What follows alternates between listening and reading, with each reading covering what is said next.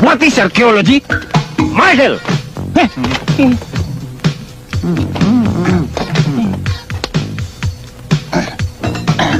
If our lesson for today is about archaeology. So, therefore, archaeology is our lesson for today. Correct! See that?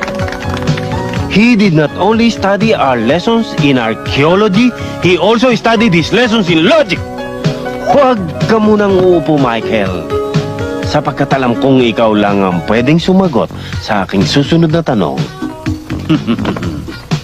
Bago namatay si Jose Rizal, sino ang babaeng kanyang pinakaiibig?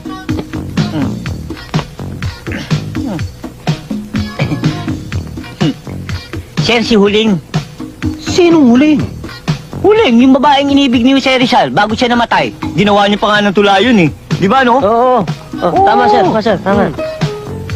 Sino ang huling? Huling paalam, sir.